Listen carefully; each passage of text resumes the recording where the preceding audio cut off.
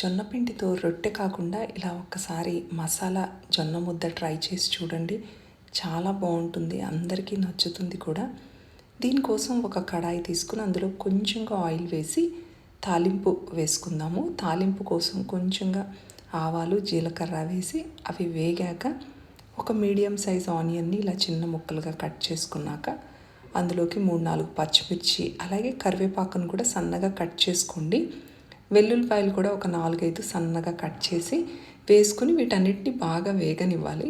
తర్వాత ఒక medium size టమాటా కూడా వేసి టమాటా మగ్గనివ్వాలి.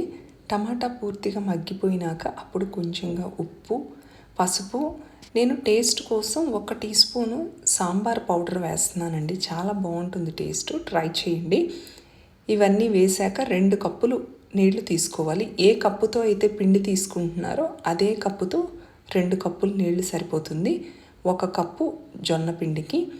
ఈ నీళ్ళని మూత పెట్టి 1-2 నిమిషాలు ఉంచితే బాగా మరుగుతాయండి. వెంటనే ఇలా మరుగుతున్న నీళ్ళల్లోకి మనము కొంచెంగా కొత్తిమీర సన్నగా కట్ చేసి వేసుకోవచ్చు. ఇది ఆప్షనల్, కానీ వేసుకుంటే టేస్ట్ బాగుంటుంది. అలాగే 1 కప్పు జొన్న పిండి తీసుకోవాలి. ఈ పిండి కలిపేటప్పుడు స్టవ్ ఫ్లేమ్ లోలో పెట్టుకుని కొంచెం కొంచెంగా పిండి వేస్తూ ఉండలు అనేవి కట్టకుండా జాగ్రత్తగా కలుపుకోండి. ఇలాగా ఉండలు అనేవి లేకుండా బాగా మిక్స్ చేసుకోవాలి లో ఫ్లేమ్లో.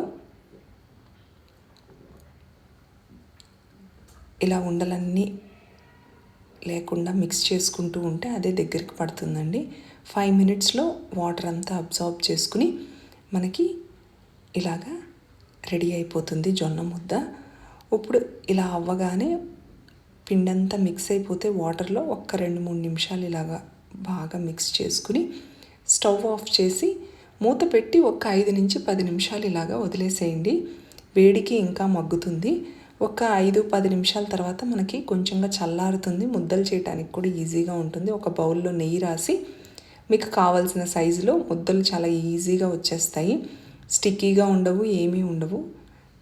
చాలా సింపుల్గా చేసుకోవచ్చు ముద్దలు కూడా. ఇదిగోండి ఇలా కొంచెంగా తీసుకుని మీకు కావాల్సినంత సైజు ముద్ద నెయ్యి రాసుకున్న చేత్తో కానీ బౌల్లో కానీ వేస్తే మన మసాలా జొన్న ముద్ద రెడీ అండి. దీనికి గ్రేవీ కానీ లేకపోతే చట్నీ కానీ ఏమీ అక్కర్లేదు. డైరెక్ట్గా కూడా టేస్ట్ చాలా బాగుంటుంది. ట్రై చేయండి. ట్రై చేస్తే ఎలా వచ్చిందో కామెంట్ చేయండి. వీడియో నచ్చినట్లయితే లైక్ చేయండి, షేర్ చేయండి, సబ్స్క్రైబ్ చేసుకోండి.